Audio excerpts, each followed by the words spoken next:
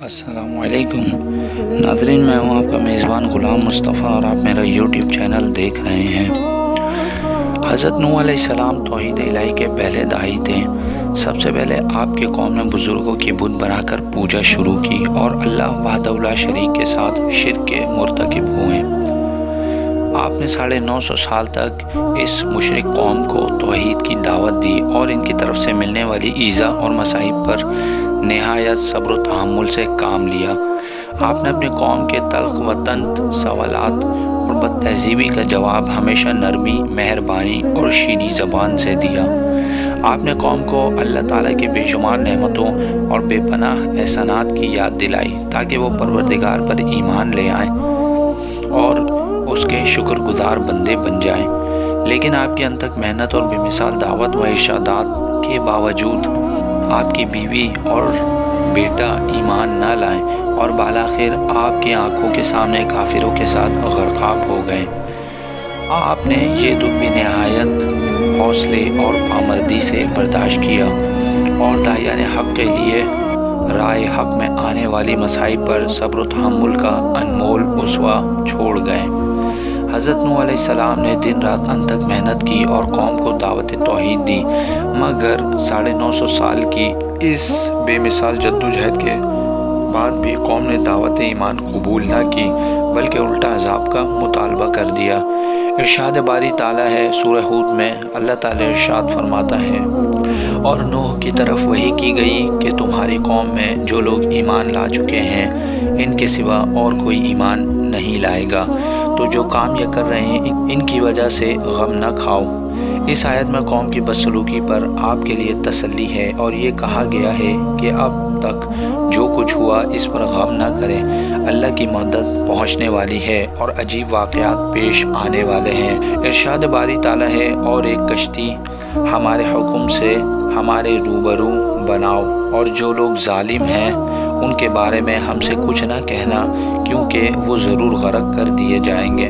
सूरह हूद। इसकी वजह यह थी कि जब नूह अलैहिस्सलाम उन लोगों की इस्लाह से मायूस हो गए और इन्हें यकीन हो गया कि इनमें खैर की कोई रमक बाकी नहीं रही, क्योंकि उन्होंने हर कौल व फ़ेल के ज़रिए से हर तरह आपको तकलीफ़ पहुँचाई, मुखालिफत और तकज़ीब की, तब आपने उन पर अल्लाह का गज़ब नाजिल होने की दुआ की और अल्लाह ने आपकी दुआ कबूल की। नूह अलैहिस्सलाम ने दुआ की कि मेरे परवरदिगार, किसी काफिर को रोए ज़मीन पर बसा न रहने दे।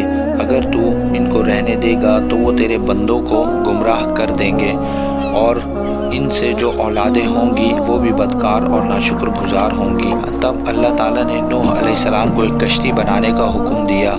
ये एक बहुत बड़ा बहरी जहाज़ था जिसकी इससे पहले कोई मिसाल नहीं मिलती और ना बाद में मिल सकेगी। हज़रत कतादा रहमहुल्लाह का कहना है कि कश्ती 300 हाथ लंबी और 50 हाथ चौड़ी थी और इसकी 3 मंजिलें थी। हर मंजिल 10 हाथ बुलंद थी।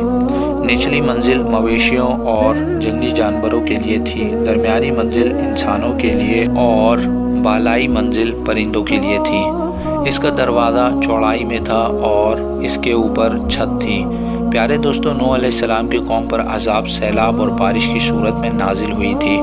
इरशाद बारी ताला है कि जब हमारा हुक्म आ पहुँचे और तनूर पानी से भरकर जोश मारने लगे तो सब किस्म के हैवानात में से जोड़ा जोड़ा यानी नर और मादा कश्ती में बिठा दो और अपने घर वालों को भी सिवाय इनके जिनकी निस्बत इनमें से हलाक होने का हुक्म है सादिर हो चुका है, और जालिमों के बारे में हमसे कुछ ना कहना, वो ज़रूर डुबो दिए जाएंगे।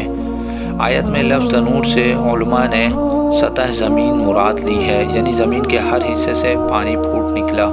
कश्ती में सवार होने वालों की तादाद कितनी थी इसके बारे में उलमा के मुख्तलिफ अक़वाल हैं। हज़रत इब्न अब्बास से रिवायत है कि 80 अफराद थे। हज़रत नूह अलैहिस्सलाम के साथ उनकी बीवियाँ भी शामिल थीं। काब अहबार से मरवी है कि वो 72 अफराद थे, जबकि बाज़ ने कहा है कि 10 अफराद थे। कई मुफस्सिरीन ने फरमाया है कि पानी बुलंद तरीन पहाड़ी से भी 15 हाथ बुलंद थी। حضرت ابن عباس نے فرمایا پانی کثرت سے نکل آیا، یعنی مشرق سے مغرب تک ساری زمین کے طول و عرض میں، میدانوں، پہاڑوں، صحراؤں، چٹیل میدانوں میں ہر جگہ آیا۔ اس کے نتیجے میں ہر زندہ چیز ہلاک ہو کر رہ گئی۔ پیارے دوستو، جب زمین پر کوئی ایسا باقی نہ رہا جو اللہ کے سوا کسی کی عبادت کرتا ہو، تو اللہ تعالیٰ نے زمین کو حکم دیا کہ اپنا پانی نگل لے، اور آسمان کو حکم دیا کہ بارش برسانا بند کر دے۔ چنانچہ پانی اترنے لگا اور مجرموں کو وہ سزا مل گئی جس کا اللہ نے فیصلہ کر رکھا تھا۔ وہ اپنی بدعمالیوں کی وجہ سے اللہ کی رحمت و مغفرت سے محروم رہے۔ جب زمین کی سطح پانی سے خشک ہو گیا اور زمین پر رہنا اور چلنا پھرنا ممکن ہو گیا، تو نوح علیہ السلام کو حکم دیا گیا کہ کشتی سے اتر آئے، جو طویل عرصہ پانی میں چلتی رہی تھی اور آخرکار مشہور پہاڑی جودی پر ٹھہر گئی۔ پیارے سامعین، جب کوئی قوم کھلم کھلا اللہ کی نافرمانی کرتی ہے تو اسے اس قسم کے عذاب کا سامنا کرنا پڑتا ہے۔ میں امید کرتا ہوں یہ ویڈیو آپ کو ضرور پسند آئی ہوگی۔